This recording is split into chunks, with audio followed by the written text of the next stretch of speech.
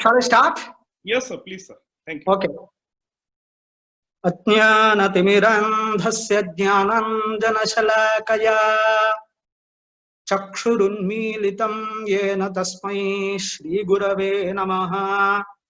Mahatamahamahashailam mahastadapitamaham karanam jagatam vande kanthaduparivaranam.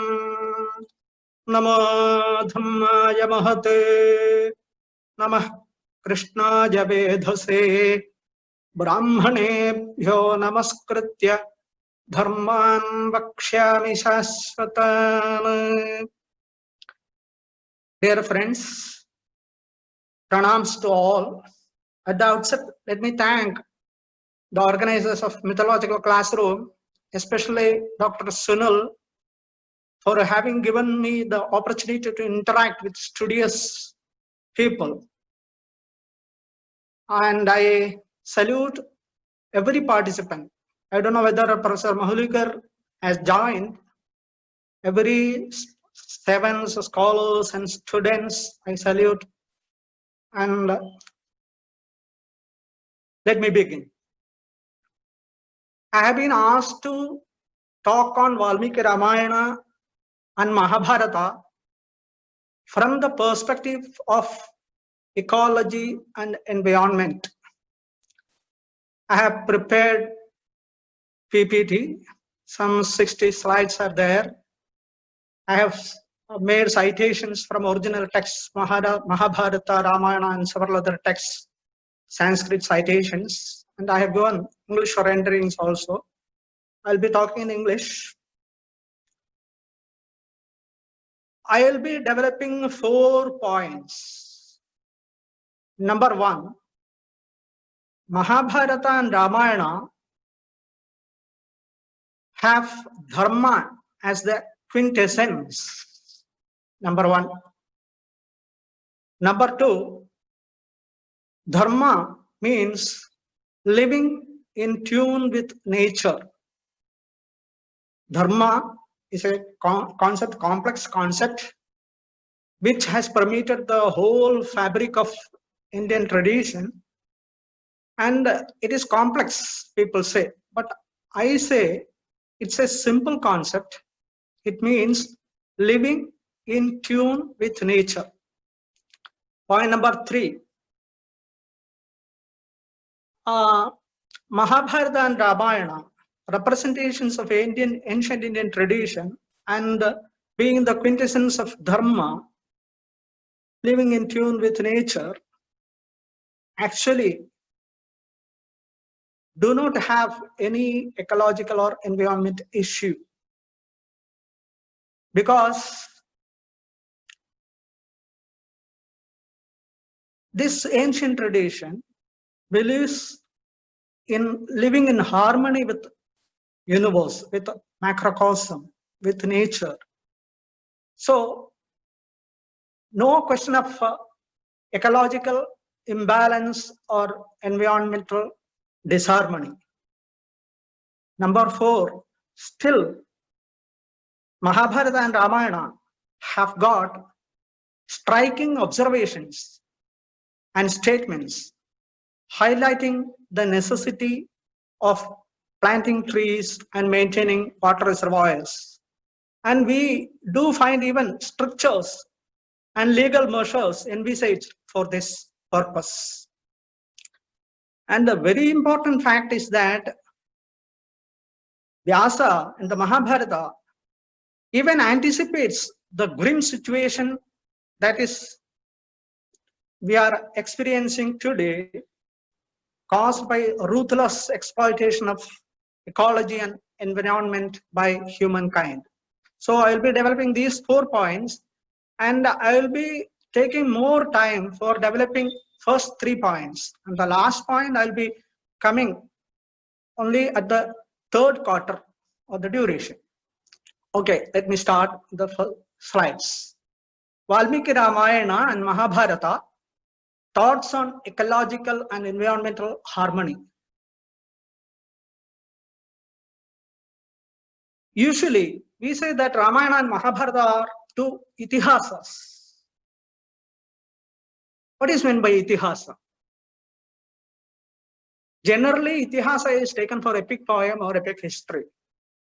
But I say itihasa is not epic poem or epic history. It is not even mythology. It's a collection of stories that are living in the mass psyche. Now, we have got many more itihasas, not two itihasas. In the Vedic interpretation, there are several schools of interpretation, like Nairukta, based on etymology, Vaiyakarana, based on grammar, Yajnika, based on sacrificial tradition, Yajna tradition, Yaga tradition. Like that, there is a school of interpretation based on itihasas, aitihasika.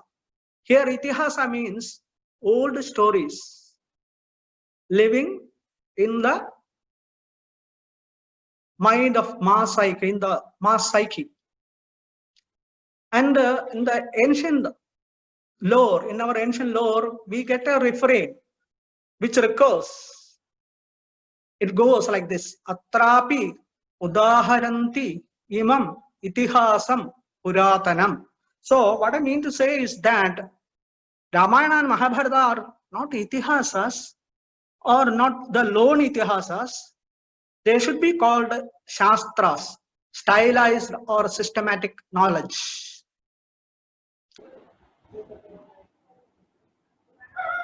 Now, Vardhiki Ramayana is an exposition and illustration of the ideal of dharma. It is corroborated by tradition also. Tradition holds that Ramayana is the quintessence of dharma. There is a verse usually recited by tradition as benedictory verse before starting the ritualistic parayana, recitation of Ramayana. It goes like this: Veda Vedye Pare Pumsi Jate Dasharathatmaje Veda Prachetasa Dasit Sakshad Ramayanatmana. It means when Lord Rama, or the Param Purusha, Supreme Being, was born as Rama, he is the Supreme Being, Purushottama, and Veda Vedya. He could be known only through Vedas, Veda Vedya. When he was born as Rama, Veda took birth from Valmiki, from Prachetasa as Ramayana. So Ramayana is the essence of Veda, and Veda is the primary source of dharma, so says the tradition. This is a popular statement by Manu in his Manusmriti, Vedokhilo Dharma Moolam. Vedas are reckoned as the primary source of dharma. And Mahabharata also has dharma as its central core. This phrase is very well known. Yato dharmas tato jayah. Dharma prevails and invariably brings victory. The story goes like this. Every day, Duryodhana in the war time, Duryodhana every morning when he leaves for the war front, he takes permission from Gandhari, his mother, after saluting her, and her blessings would be Yato dharmas tato jayah. Never, she said, be victorious. She said simply Yato dharmas tato jayah. Dharma will prevail. So this is taken as the crux of Mahabharata, the quintessence of Mahabharata. So Ramayana and Mahabharata,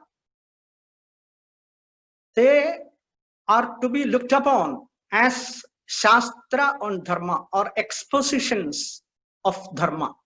Indian tradition holds that Ramayana as the essence of Vedas, Veda Prachetasa Dasit Sakshad Ramayanatmana, and the Mahabharata as the Veda of the common mass. Mahabharata is often said as Panchamo Veda, fourth Veda. Oh, no, sorry, fifth Veda. All the four Vedas, Rig, Yajus, Sama, and Atharva, they are confined to Trivarnikas only.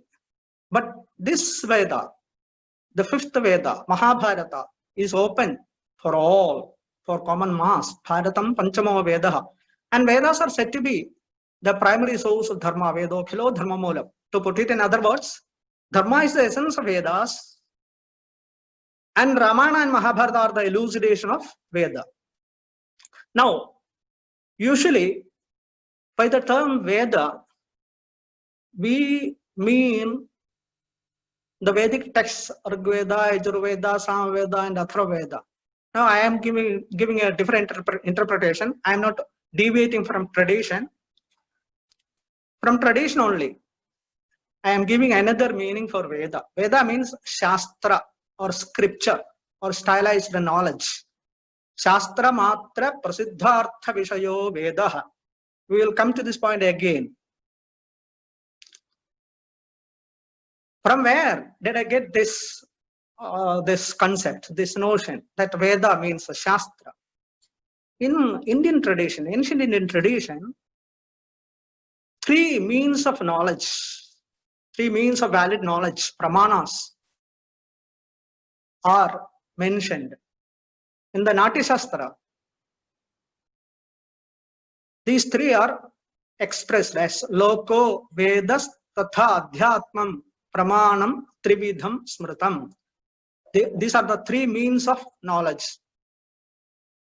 One is Loka, second one Veda, and the third Adhyatma. What is meant by Loka? Loka means common experience, gathered from folk experience. And Veda means scripture or systematic discipline. And Adhyatma is direct experience or inner conscience. From where did I get these explanations or definitions for these terms? I have taken from Mahima Bhatta. Mahima Bhatta is a literary theorist coming after Anandavardhana. He is a Kashmiri. He is a well-known literary theorist. He cites these three verses, these three pramanas from Natya Shastra and explains them. Loka prasiddhartha vishayo loka. He defines loka as that which is popular in the common experience. And Veda, he defines Shastra matra prasiddhartha vishayaha, that which is confined to the techniques of a systematic discipline. That means it is not common, it is we cannot get that information, that knowledge, a particular kind of knowledge from common experience. It can be got only from the technicalities of Shastra or stylized discipline or stylized knowledge or systematic discipline. And Adhyatma is defined as Adhyatmika Artha Vishayam Adhyatmam, that which is perceived directly. Directly means without any kind of mediacy. See, when we perceive things, actually, we are not having mediate knowledge. We are having immediate, we are not having immediate knowledge. We are having mediate knowledge only. That means from between the perceiver, that is ourselves, and the perceived object, in between, some things are there like mind, sense organs, which act as mediacy. So, some experiences, for example, our feelings like emotions like pain and pleasure, we experience them directly. The soul experiences it. These kind of experiences are called Adhyatma, or the knowledge which is given by inner conscience, that is Adhyatma. Okay. Now, coming to Dharma, what is meant by Dharma? Usually, Dharma is taken for religiosity or piety, being religious or pious, or going to temple, or wearing a tilak on the forehead, No, these are all not dharma. Even a text, Mimamsa text, goes to the extent of stating that going to a temple is not dharma. Chaitya gamanadihi na dharma. Going to temple is not dharma. Then what is dharma?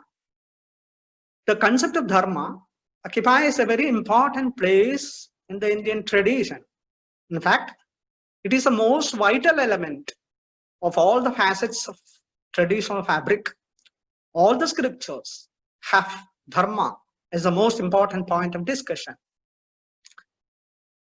It's quite natural that such an all-important concept has complexity as its second nature.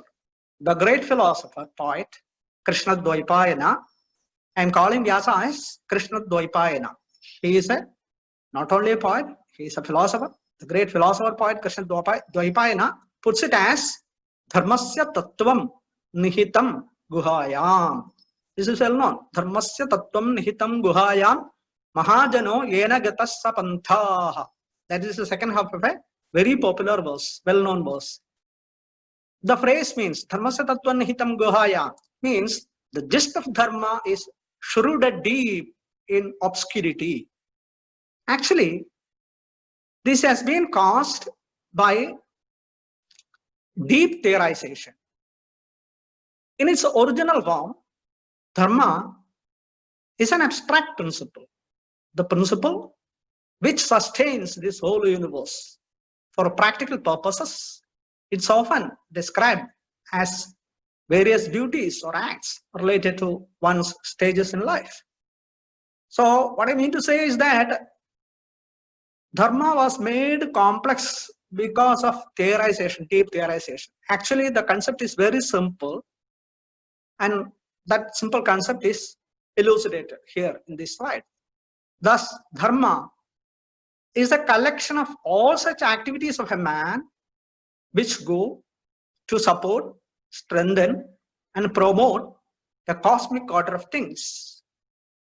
It not only includes the social, economical, moral, and sociological duties of man living in a society, but has deeper implications too. For the aim of dharma is to develop spiritual fellowship with all living beings as well as non-living beings of this universe. This is cited from my own book, Texts and Rituals, Issues in Indology. It comes in the article, Altruism in Valmiki's Concept of Dharma. Okay. Now, Ramayana itself declares that it is elucidation of dharma. It has dharma as its crux or quintessence. Ramayana is the story of Rama, and Rama is the embodiment of dharma. Ramayana means Ramasya Ayanam, the graph traced by Rama, the life of Rama. And who is Rama? Ramo Vigrahavan Dharma. Rama is the embodiment of dharma, so says Valmiki. And Valmiki at the end of his works calls Ramayana as Dharmyam, Yashasyam, Ayushyam. Dharmyam means drenched in dharma, or that which fetches dharma. Yashasyam, which will bring fame. Ayushyam, which will elongate your life. Dharmajyascha kritajyascha satyavakyo dridhavrataha. Another hemistich from Ramayana, and these two verses are very popular. I am not explaining for want of time, but I will just recite very popular verses showing that dharma is the core point, central point of Ramayana. Dharmajñascha kritajñascha satyavakyo dridhavrataha. Nahamarthavaro devi lokamavastu mutsahe vidhimam rishibhistulyam kevalam dharmamashthitam. This is a bold statement by Rama. No, I am not explaining. Another verse from Sundarakanda. Dharmapadeshat tyajatascha rajyam त्यजतः स्वराज्यं मां चाप्यरण्यं नयतः पदातिं नासीद्व्यथा यस्य न भीर्न शोकः कच्चिच्च धैर्यं हृदये करोति. I have cited only 2-3 examples. Many examples are there. Now coming to Mahabharata. Mahabharata is a shastra on dharma, systematic discourse on dharma. Now, this, as I said earlier, the concept of dharma has permeated all the fabrics of Indian tradition. It is the whole fabric of Indian tradition is drenched in dharma. Right from the Rig Veda, we get the concept up to classical literature. Now, Mahabharata, as you know, contains many philosophical works. The most important is Srimad Bhagavad Gita. Another one is Sanat Sujatiya. Many other works are there. So I have selected some few verses which show that Mahabharata is a shastra on dharma, and dharma we here mean the spiritual fellowship with all the living and non-living beings. Imam yas sarvabhuteshu atmanam anupashyati anyatra yukteshu sakim shochet tatah param. That is a citation from Sanat Sujatiya. Sanat Sujatiya is a philosophical work which Shankaracharya has commented upon. Sarvabhutasthamatmanam sarvabhutani chatmani ikshate yoga yuktatma sarvatra samadarusanaha. That is from Bhagavad Gita. Yo mam pashyati sarvatra sarvam chamayi pashyati tasyaham na pranasyami sachabe na pranasyati. Again from Srimad Bhagavad Gita. And another verse from Bhagavad Gita which says that Lord Krishna says, God himself says, that particular devotee is very, what do you call? I like him very much, the most. He is very closest devotee. Who is not agitated by others and who don't agitate any other living being, anybody else. Yasman nodvijate lokaha, lokan nodvijate chayaha, harishamrisha bhayer mukto yas sachame priyaha. Now, all these thoughts are just echoes of the Upanishadic concept of dharma. Yasto sarvani bhutani atmanyeva pashyati sarva bhuteshu chatmanam tato na vijugupsate. That is Ishavasya Upanishad. Now, I said Mahabharata is a shastra. Usually people say Mahabharata is an itihasa. At the very outset, I said the Mahabharata is not an itihasa, it is an shastra.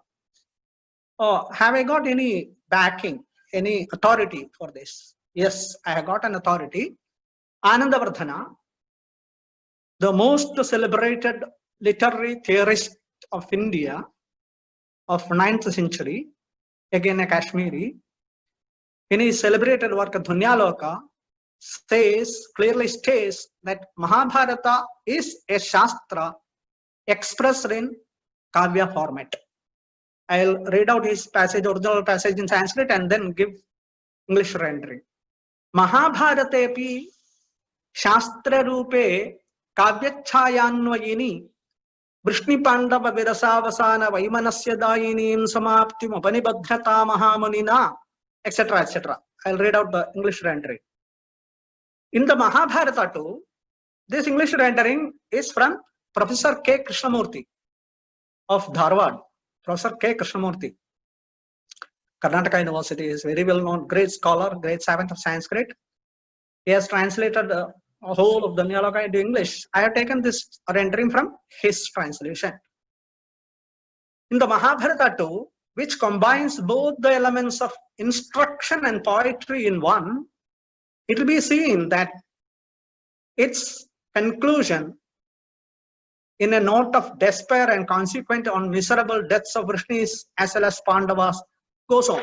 So here you see the elements of instruction and poetry. Instruction means science or Shastra. Shastra, systematic discipline or stylized knowledge, or it can be said as Shastra, can be said as instructive discipline, instructive. So here he says both the elements of instruction and poetry in one. That is Krishnamurti's translation. Now, Ramayana is Kavya, whereas Mahabharata is a Shastra. Kavya means literary composition, not a poem alone. Plays, dramas, short stories, novels, all kinds of literary compositions are called Kavya in general. And Shastra, as we said, it is scripture, systematic discipline. Scripture, if you go by tradition, and if you are bold enough to deviate from tradition and be critical, then you can call it systematic discipline. Now another savant, another great scholar, Kuppuswami Shastri. Kuppuswami Shastri, he is the master and mentor of well-known, renowned Sanskritist Professor V. Raghavan. Mahamahopadhyaya Kuppuswami Shastri only molded Professor V. Raghavan. Now, this Kuppuswami Shastri explains how Mahabharata is a Shastra and Ramayana is a poem. If the Mahabharata, as a work of poetic art, is the oldest monument of ethos, with the background of ethos, it is Adikavya. Adikavya means Ramayana, in the sense that it is the oldest work of genuine poetry, which spontaneously sprang out from the pathos-filled fountain of Valmiki's heart. In the second canto of Balakanda, it is unmistakably suggested through Shloka-Shoka equation, Shoka-Shloka equation, and Valmiki's own observation about his own poetry in 1-18, as conceived in the Ramayana, is that genuine poetry is not made, but is a beautiful and spontaneous emanation from the fountain of rasa, and that the life and growth of genuine poetry depend upon a delightful synthesis of artist and architect, of kavi and sahrdaya, of charm and response.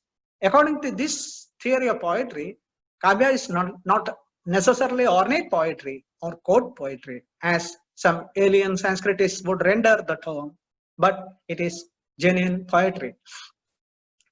So, in contrast to Mahabharata, Ramayana is a Kavya. Mahabharata is a Shastra, a systematic discipline. Now, coming to Valmiki Ramayana usually it is taken as a divine poem or depicting Rama as incarnation of Vishnu, like that. But there is a view that for Valmiki, art is for man's sake. So this Kuppuswami Shastri again supports this view. The author of Ramayana blends in a happy way two ideas, that God fulfills himself in the best man, Sri Ramabhadra, and that man, as Dasharatha's son, rises to his full stature by pulling up his manhood to the level of Brahmanhood. The author of Ramayana would interpret the Upanishadic teaching Purushanna param kinchit sa kashtha sa paragatihi as equivalent to Manushyan na param kinchit sa kashtha sa paragatihi. This is how the Sahrdayas of Advaitic persuasion are expected to understand and enjoy the teaching and poetry of Ramayana. Now again, we are coming back to Mahabharata itself. Mahabharata, there's a very, very popular verse. It says that regarding Purusharthas, 4 Purusharthas, goals in life, human values are well known in Indian tradition: Dharma, Artha, Kama, and Moksha. Regarding these 4 Purusharthas, what is in Mahabharata, that only is elsewhere. What is not in Mahabharata, you cannot find it anywhere. So there's a verse: Dharmecha, Arthecha, Kamecha, Mokshecha, Bharatarushabha, Yadihasti, Tadanyatra, Yannehasti, Natat Kochit. I would render this verse into English as follows. O the best among the Bharatas, be assured, this text contains everything that is in human life, whether it be living blissfully and letting fellow beings to do so, that is dharma, or attaining the desires, that is artha and kama, or withdrawing from the fetters of this mundane world, that is moksha. You will find the means here for all these goals. There is nothing unsaid here about human life. All other treatises are only echoes of this one. Now, another, it is not so popular, but among learned people, this is popular. Another verse which goes by the name Bharata Savitri. It is a Bharata Savitri means it is a gist of whole entire gamut of Mahabharata, put it in a small Anushtup verse. No, not Anushtup verse, small verse. Na jatu kaman, na bhajang na lobhat, na jatu kamat, na bhajat, na lobhat, dharmam tyaje jeepitasyapi hetoh, dharmo nityah, sukha dukkhetva nitye, jeevo nityo heturasyatva nityah. One should never forsake dharma for the sake of desires, out of fear or out of greed. Even at the risk of life, one should protect dharma. Dharma is the eternal, while all mundane pains and pleasures are momentary. The embodied soul is eternal, while the gross body is temporary. And Mahabharata, Vyasa concludes his whole work by a lamentation. This is also popular, though not popular among ordinary people, popular and well known among scholars. So he makes a lamentation. This is the concluding verse. Urdhva bahuru viranyesha nachakoschit chirnoti me dharmadarthascha kamascha sakimartham na sevyate. Alas, nobody is willing to lend me his ears. I am making a clarion call. It is dharma, which alone can bring all the desires, pleasures. Turn to dharma for eternal bliss. I wonder why people are not heeding to this simple truth. There is a typo error here, not is omitted. I wonder why people are not heeding to this simple truth. Now I am quoting some verses from Mahabharata which show that again Mahabharata preaches and advocates the concept of dharma, which means living in unison with all fellow beings. So I have taken randomly from here and there some verses, 2-3 verses. Chakshusha manasa vacha karmana cha chaturvidham prasadayati o lokam tam loko nu prasidati. This is from Udyoga Parva. The man who is keen to please his fellow beings, nay, the whole nature, by 4 means, his glance, thoughts, words and deeds, the entire universe would see that he is always blissful. Another one. This is again from Udyoga Parva. Hitam yat sarvabhutanam atmanascha sukhabaham tatkuriyad ishvare hetan moolam sarvartha siddhaje. One should always do things which go to make every living being happy. Of course, that should not harm his own inner poise and bliss. And if it is carried out as a dedication to God, then nothing will be unattained by him. He will never be needy and greedy.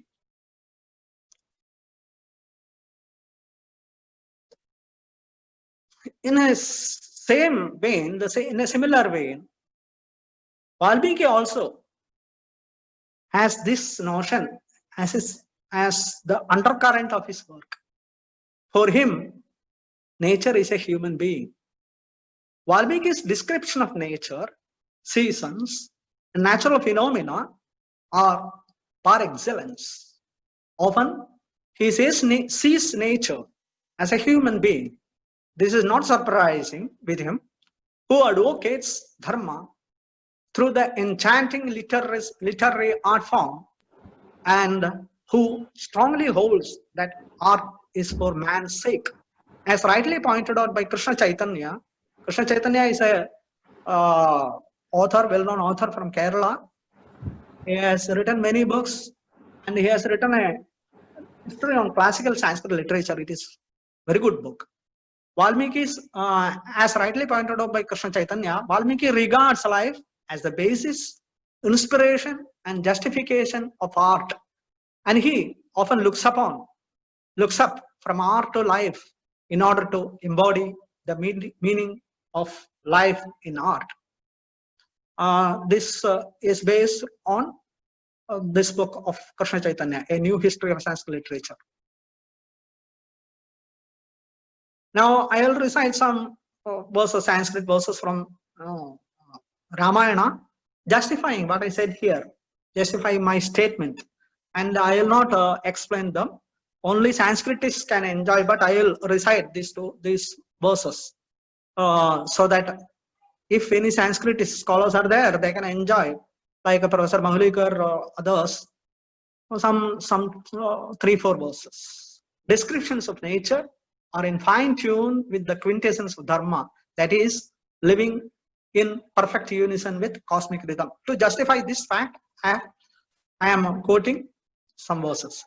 Chancha Chandrakaraspurusha Harishonmilita Taraka Aho Ragavati Sandhya Jahato Swayamambaram Ratrisya Shankodita Saumya Vaktra Taraganonmilita Charunetra Jyotsanam Shuka Pravarana Vibhati Nariva Shuklam Shukasam Vritangi Minopasandarshita Mekhalanam Nadi Vadhunam Gatayodhyamandaha Kantopabhuktalasagamini Prabhata Kaleshviva Kamini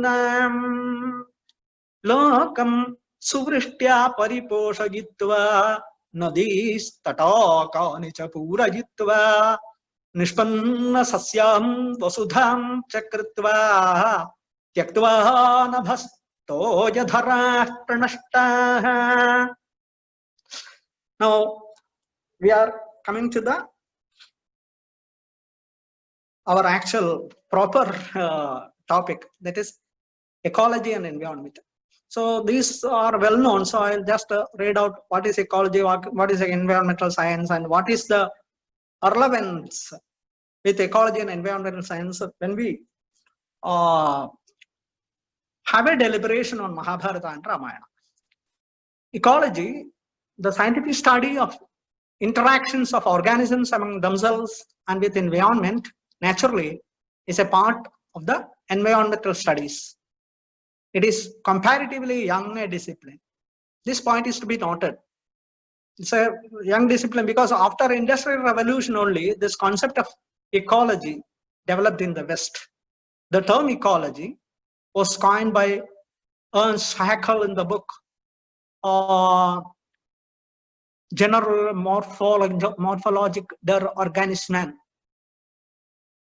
By Haeckel was a zoologist, artist, writer, and later in life, a professor of comparative anatomy. It is the publication of the landmark work, The Silent Spring, well-known work, authored by Rachel Carson, which triggered this momentum. And this work was written only in the second half of the last century, 1960s or so. So this ecology, the discipline of ecology, is a young one. Environmental science deals with the study of interactions and interrelations between the physical, chemical, and biological components of the environment.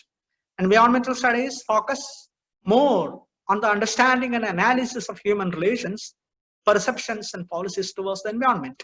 Ecology, the scientific study of interactions of organisms among themselves and with environment, naturally is a part of the environmental studies. Now, we all know pretty well about the grim situation caused by a ruthless exploitation of exploitation of environment by humanity. Ruthless exploitation of natural resources by man as a part of industrial and other human-centered developments, forgetting the simple fact that the human species is only one among the multifarious members of the cosmos, has already wreaked havoc in our environment. The phenomena like global warming, wildlife extinction, soil contamination, industrial pollution of air, water, and other basic necessities for the sustenance of living species on the earth are the hazardous results of this reckless exploitation. Today, we have been belatedly awakened to this grim reality and are frantically in search of measures to prevent this degradation further. For an Indian tradition represented by Valmiki Ramayana and Mahabharata, this issue of ecology and environmental disharmony or ecological imbalance, it's a non-issue, because the concept of dharma, living in tune with nature, has been deep-rooted in the Indian psyche. So no question of disharmony or imbalance regarding ecology and environment. Ancient Indian culture becomes the cynosure in this respect, as it always have been practicing and preaching the well-being of all the inmates of the global nest. Yatra Vishwam Bhavatyeka Neelam. That is a well-known statement, Vedic statement. Yatra Vishwam Bhavati Eka Needam. Eka Needam, one single nest. Whole world is seen as a single nest. For Indian tradition,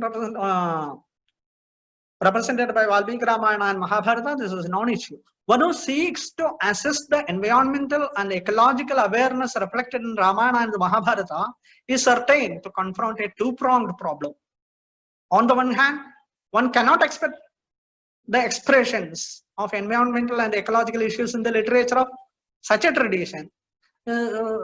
For searching for ecological and environmental issues in Ramayana and Mahabharata would be just like the notorious search of a blind man for a black cat in a dark room.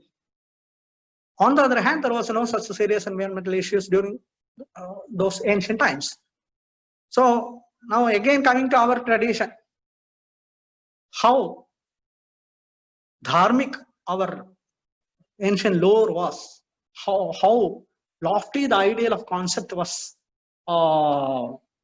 highlighted in our tradition.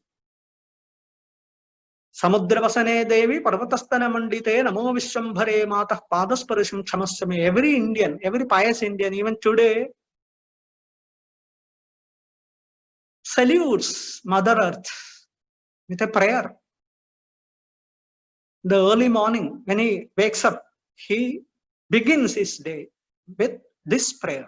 O Mother, attired with beautiful garment of oceans and adorned with captivating beauty of mountain breasts, please do forgive this child of yours for treading upon you.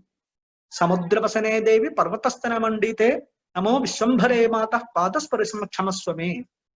Again, this is a request made by pious Indian to all other beings when he wants to urinate or defecate in open space.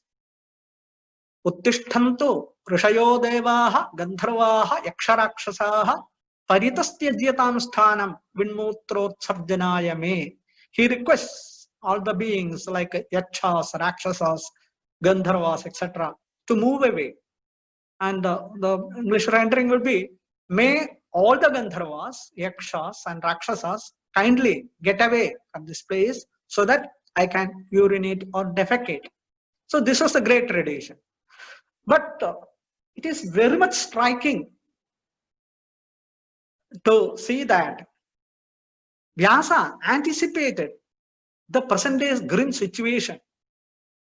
This is a verse from Mahabharata, Adi Parvan. Atikranta sukha kalaha pratyupasthita darunaha swasva papiya divasaha prithvi gata yavana. This is quoted in Dhvanyaloka by Anandavardhana. Okay, we will see what is the meaning of this verse. Now, I have given the English rendering by Professor K. Krishnamurthy, and not satisfied with his translation, his rendering, I have attempted my own, which I will show. Now, this is Krishnamurthy's rendering. Past are the delights, and times do present more and more terrors. Each morrow, the days become more evil. Earth, alas, has lost her youth. Prithvi gata yavana. Earth, alas, has lost her youth. I would have it like this. Gone are the pleasurable times. Impending calamities engulf the present. You can compare. And times do present more and more terrors. This is Krishnamurthy's rendering. And I would have it like this. Impending calamities engulf the present. Days are getting more and more dreadful. And alas, the nature is depleted of all her plentiful resources. This is a statement by Vyasa himself to Satyavati in Adi Parvan. Now, this we have seen already, we have seen repetition only. Now, again, coming back to Ramayana, Valmiki often sees nature as a human being. This is not surprising with him, who advocates dharma through the enchanting literary art form and who strongly holds that art is for man's sake. Some of his descriptions of nature are in fine tune with the quintessence of dharma, that is living in perfect unison with cosmic rhythm. Again, I am quoting some verses. Now, I will not recite all the verses. One or two selected verses only I will quote. Simply I will recite and I won't explain. This is from Balakanda. Vishwamitra describes night after a narration of a long story to Ramayana. In the midnight, Vishwamitra describes the midnight. It's a beautiful verse. Esha Rama mamotpatti swamsavam swasya vamshasya kirtita deshasya cha mahabaho yanmam tvam paripruchhasi gatortharatra kakutstha katha kathayato mama nidram abhyehi bhadram te mahabhud vighnodhvanihanaha. This is the description of night. Nishpandastaravasarve nilina mrgapakshinaha naisena tamasa vyaptaha dishascha raghunandana shanair viyujyate sandhya nabho netrairivavritam nakshatra taragahanam jyotirbhiravabhasate uttisthati cha shitamsu shashi lokatamonudaha Haladayan praninam loke manam si prabhaja swaja. This is another citation from Ayodhya Kanda. Anasuya, wife of sage Atri, old woman Anasuya, she describes Sandhya, the moth of her weave, to Sita. It's a beautiful description again. Ravirastangata Shriman upohya rajanim shivam divasam pratikirnanam aharartham patatrinam sandhya kale nilinanam nidrartham shruyate dhvani alpavarna hitaravaha ghani bhutas samantataha viprakrishtepi deshesmin na prakashanti vaidishaha Rajani charasatvani pracharanti samantataha tapovana mrgahyete vedatirtheshu sherate. Now, coming to our topic, that is ecology and environment. Can we see any reference or any mention to ecological issues in Ramayana? Yes, there is a mention of polluting water resources. It is seen as a sin. Polluting water resources is seen as a sin in Ramayana. We get a clear reference to the effect that polluting public water resources was considered as a severe sin. When Kausalya accuses Bharata as the man behind the plot of banishing Rama, he, with great poignancy, utters curses to bring upon himself the results of a series of grave sins if her accusations had any element of truth. This is a situation. After Dasharatha's demise, Bharata has come to Ayodhya. And when when Kausalya sees Bharata, she says, "Oh, you enjoy the country. Your elder brother Rama has been sent away by your mother, and she has seen that you are getting the country free of any thorn, any disturbance, so you can enjoy." Then Bharata says, "No, I am not the man behind. If I were the man behind the exile of Rama, may all these sins come upon me." He goes on lamenting, and a series of grave sins he calls upon to fall upon himself. One of the sin is this. See, one of the sins is, he pronounces, is polluting water. Paniya dushake papam tathaiva vishadayake yattadekas salabhatam yasyaryo numate gataha. Bharata says, may the person who designed the plot for Rama's exile get charged with the sin of polluting a water resource and that of poisoning food or drinking water. Now, another context in the Ramayana itself, where the proper maintenance of water resources and irrigation facilities are seen as bounden duty of the state. On seeing Bharata, who had gone to the forest to bring back Rama to Ayodhya, the latter, that is Rama, asks a series of questions regarding the foremost, that is Bharata's governance and welfare of citizens.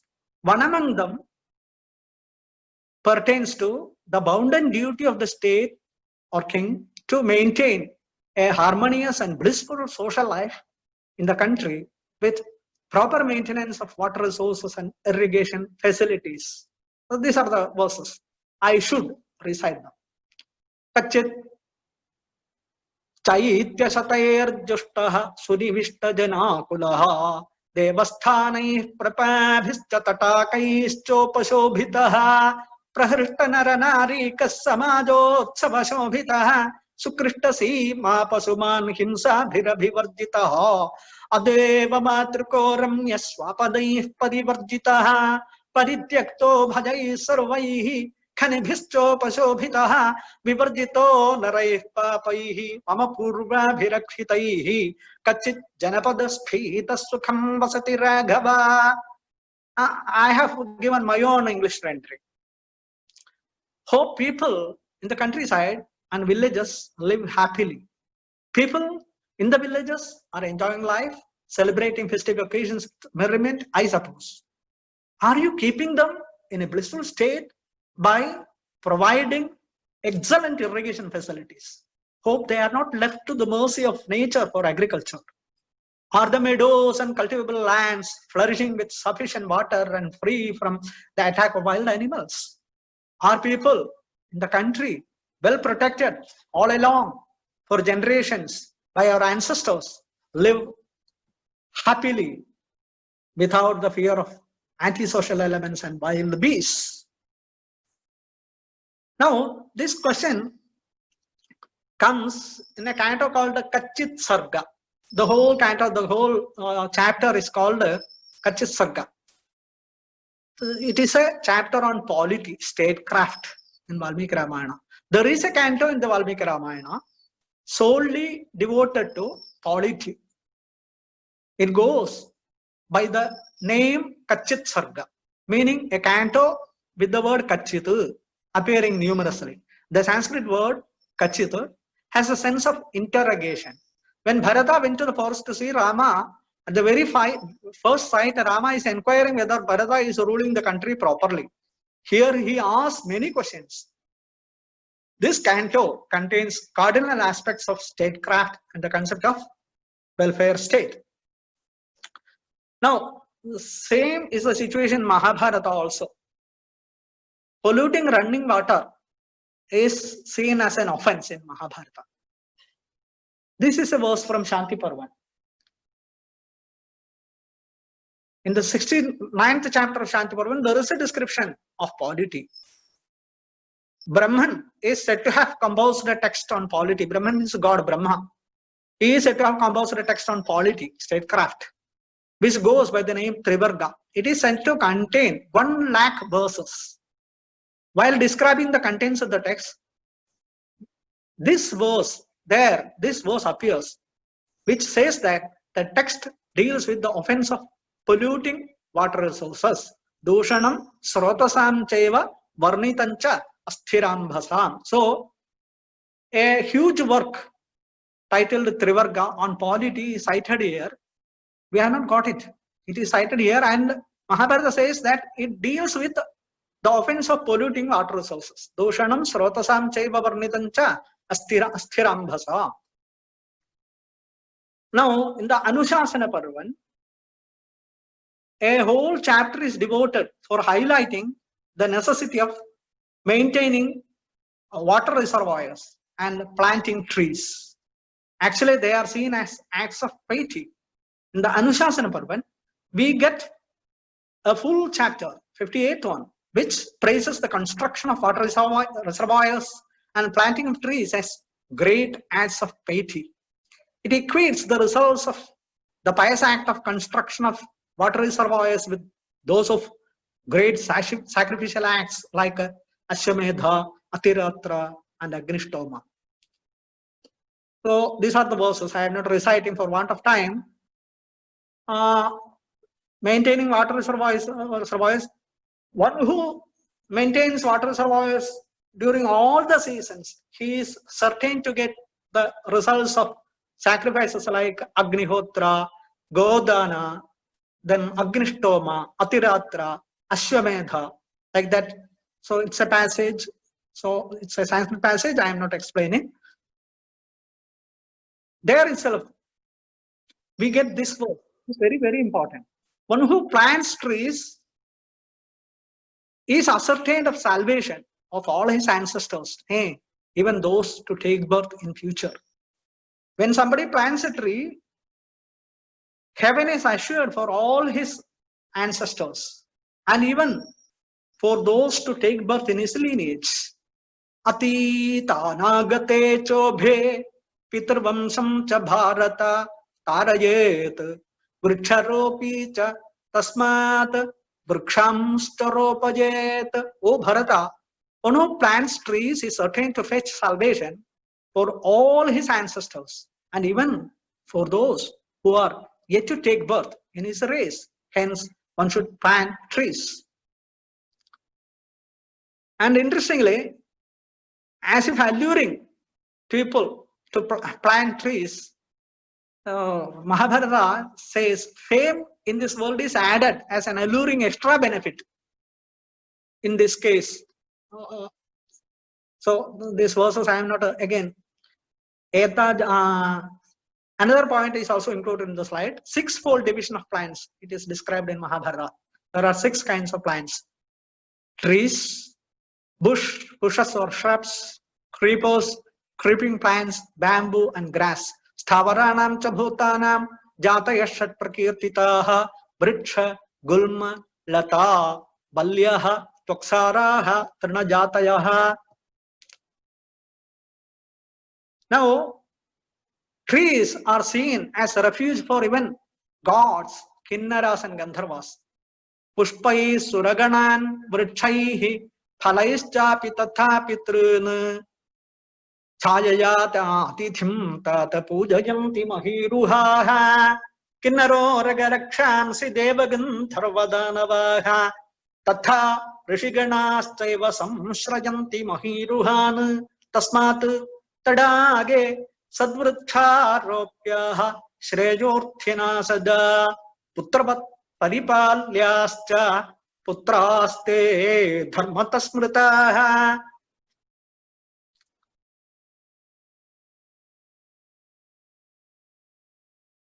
Trees, they worship gods by flowers, and by fruits they worship pitrus, mains, and by shadows they receive dust.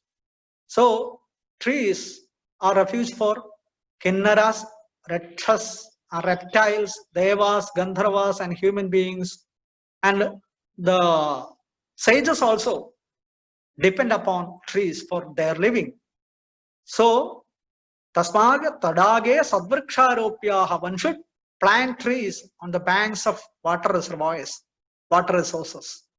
And putravat paripalyascha, these trees should be treated as protected, just like children, one's own sons, children. Putraste dharmatasmrataha. This is a very interesting verse, very important, where a tree is said to support ecosystem. It is explicitly stated that when a tree is cut or burnt, a cross-section of biodiversity is lost for us. It goes to tilt the ecosystem. We get a clear statement that a tree supports an ecosystem, and by its cutting or burning, the system is being extinguished. Mahan vriksho jayate vardhate cha tam chaiva bhutani samashrayanti yadha vrikshaschidyate dahyate cha tadashraya aniketa bhavanti. When a tree is cut, all the living beings, all the biodiversity who live upon this tree would be rendered homeless. Tadashrayaha aniketaha bhavanti. So one should not cut trees. So I am concluding. These are the 3 points. We do find some surprising expressions occurring in these 2 epic histories of clear instructions for planting trees and maintaining water resources in Ramayana and Mahabharata. And there are also strictures against pollution of water resources. And most often, these strictures appear in the context of polity. This implies that legal measures for planting of trees and maintaining unpolluted water resources were envisaged in ancient India. Thank you. So I conclude. Thank you very much, sir. Yes. Thank you very much, sir. First of all, I would like to thank you for sharing your time and wisdom with us. With you, we got introduced with an exclusive lineage of scholarship as well as tradition. Your way of recitation and everything is very unique for us. And we are thankful to you for introducing that lineage with us. Also, thank you, Dr. Sunil, for your kind words. Thank you.